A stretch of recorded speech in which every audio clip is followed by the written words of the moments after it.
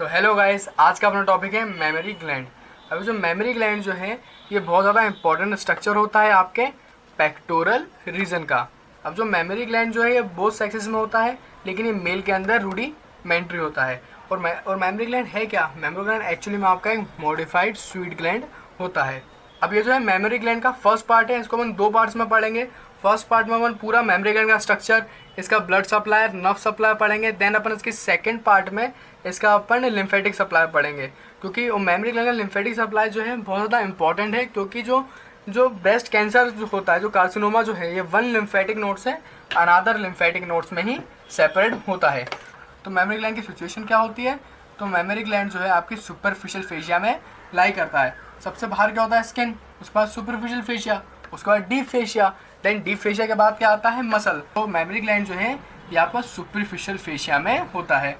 उसके बाद अगर आपको इस डायग्राम से समझाऊं तो मेमोरी ग्लैंड को जो अपन चार पार्ट्स में डिवाइड करते हैं। ये एक वर्टिकल लाइन है और एक हॉरिजॉन्टल लाइन है। अगर मैं उसको लेटरल साइड बोलूं और उसको मीडियल साइड, तो मेमोरी ग्लैंड को अपन चार क्वाड्रेंट्स में डिवाइड करते हैं। ये अपर है और लेटरल साइड में है तो उसका नाम क्या होगा? अपर लेटरल। ये मिडिल साइड में तो ये अपर मीडियल, ये लोअर लेटरल और ये लोअर मीडियल। तो इसके चार क्वाड्रेंट हो गए आपके मेमोरी ग्लैंड पे।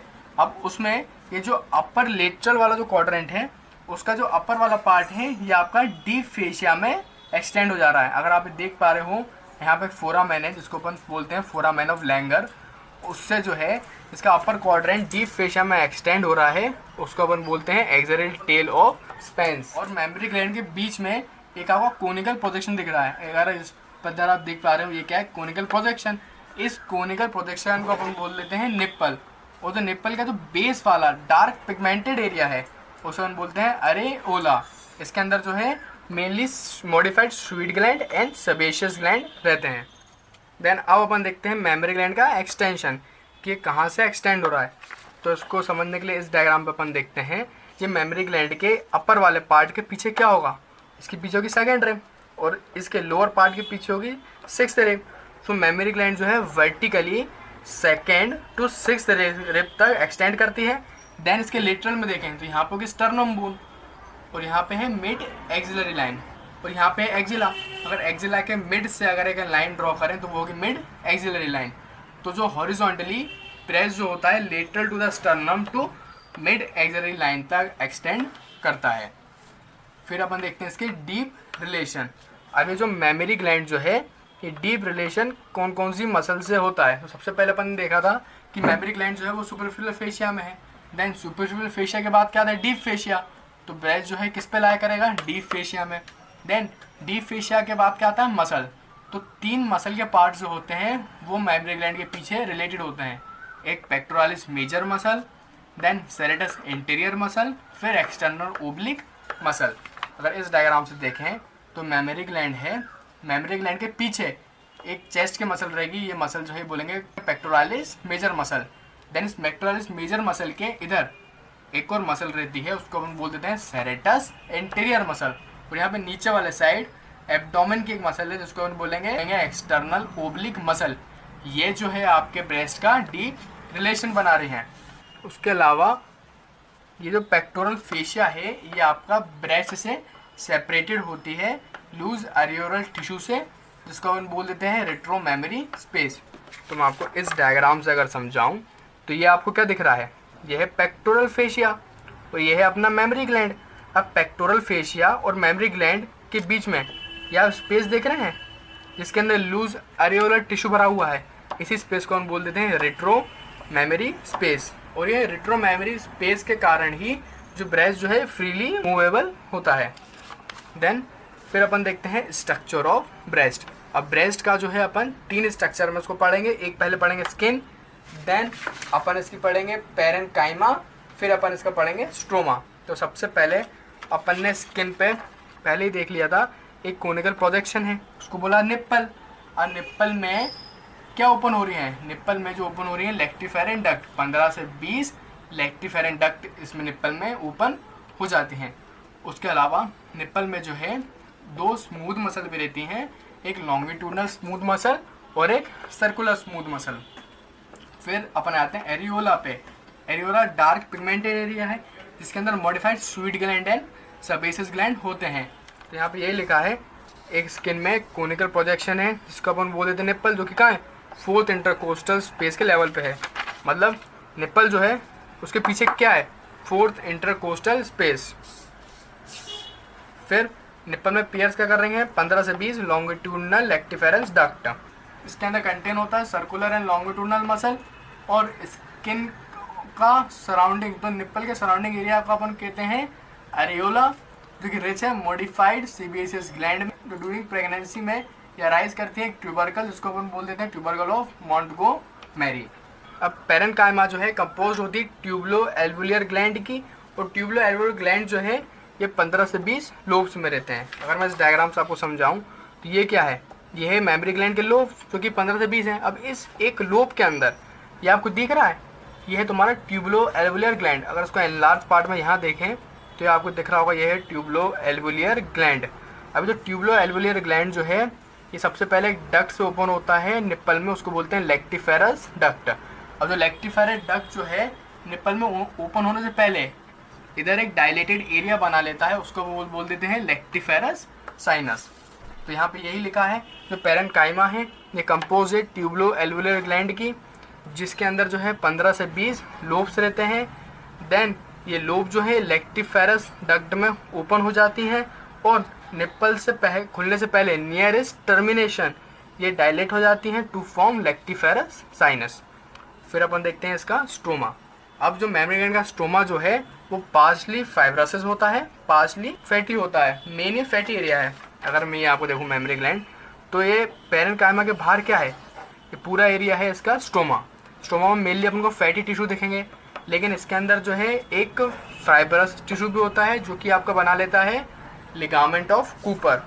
तो यहाँ पे ये लिखा है कि it form supporting network of gland. Stroma क्या बना रहा है, सपोर्टिंग नेटवर्क बनाता है ग्लैंड का, जो कि पार्शली फाइब्रसस है, पार्शली फैटी है।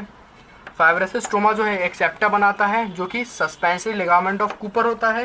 देन फैटी स्ट्रोमा जो है ये आपका मेन बल्क बनाता है ग्लैंड का। फिर अपन देखते हैं मेमोरी ग्लैंड का ब्लड सप्लाई, उसमें देखते हैं आर्टरी। तो मेनली 5 आर्टरी जो रहती हैं ये आपके मेमोरी ग्लैंड को सप्लाई करते हैं। सबसे पहले इंटरनल थोरेसिक आर्टरी, जो कि किसकी ब्रांच होती है, सबक्लेवियन आर्टरी की। फिर supra thoracic artery, lateral thoracic artery and thoraco acromion artery. ये तीनों जो हैं ये ब्रांच है अपनी एक्सिलरी आर्टरी की। अगर आपने मेरी एक्सिलरी आर्टरी की वीडियो नहीं देखी है तो आपको लिंक आई बटन पर मिल जाएगा। इसके ऊपर मैंने एक सेपरेट वीडियो अपलोड कर रखी है, तो सबसे पहले आप जाएं और एक्सिलरी आर्टरी की वीडियो देख लें। अगर आपने देख रखी है तो मैं उसको शॉर्ट में रिकैप करवा देता हूँ। तो ये क्या है, ये है आपका सबक्लेवियन आर्टरी, जो ही आगे जाके क्या बन रही है, एक्सिलरी आर्टरी। उससे जो है 3 पार्ट्स में होती है, first part, second part, third part. अब क्योंकि फर्स्ट पार्ट से एक ही ब्रांच निकलती है जो है superior thoracic artery, second part से 2 ब्रांच निकलती है, एक थोरेको एक्रोमियन आर्टरी और एक लेटरल थोरेसिक आर्टरी। ये तीनों आर्टरी किसको सप्लाई करेंगे, अपने ब्रेस्ट को। देन एक ब्रांच होती है lateral branch of intercostal artery. अगर मैं आपको इस डायग्राम से समझाऊं, ये जो है लेटरल ब्रांच है इंटरकोस्टल आर्टरी की, ये भी आपको किसको सप्लाई करती हैं, मेमोरी ग्लैंड को। देन अपन आते हैं वेन्स। तो वेन में जो है यहाँ पे 2 वेन देखनी है, एक सुपरफिशियल वेन और एक डीप वेन। अब जो सुपरफिशियल वेन जो है ये सारे ब्लड को ड्रेन कर देती है इंटरकोस्टल वेन में, एंड जो डीप वेन जो है ये सारे ब्लड को ड्रेन कर देती है एक्सिलरी एंड इंटरकोस्टल वेन में। देन अपन देखते हैं इसका नर्व सप्लाई। अब जो मेमोरी ग्लैंड का नर्व सप्लाई जो है ये क्यूटेनियस नर्व की ब्रांच से हो जाता है। तो मैंने आपको बताया था स्किन की जो सेंसरी सप्लाई है वो कौन करवा देता है, क्यूटेनियस नर्व। और क्यूटेनियस नर्व हमेशा कहाँ रहती है, सुपरफिशियल फेशिया में। अब यहाँ पे मेमोरी ग्लैंड जो है ये कहाँ सिचुएटेड है, सुपरफिशियल फेशिया में, इसलिए इसकी नर्व सप्लाई कौन सी होगी, क्यूटेनियस। तो मेमोरी ग्लैंड की nerve supply interior lateral cutaneous branch of 4 to 6 intercostal nerve से होती है। अब यहाँ पे जो है एक बहुत इंपॉर्टेंट पॉइंट लिखा है, नर्व है ये आपके मिल्क का सिक्रेशन कंट्रोल नहीं करवाती है, ये एक्चुअली में जो है प्रोलैक्टिन हार्मोन होता है जो कि एंटेरियर पिट्यूटरी से सिक्रेट होता है, ये आपका मिल्क का सिक्रेशन करवाता है। तो ये मैंने आपको पूरा मेमोरी ग्लैंड बता दिया, इसकी सिचुएशन, एक्सटेंशन, देन इसके स्ट्रक्चर, देन इसका ब्लड एंड नर्व सप्लाई।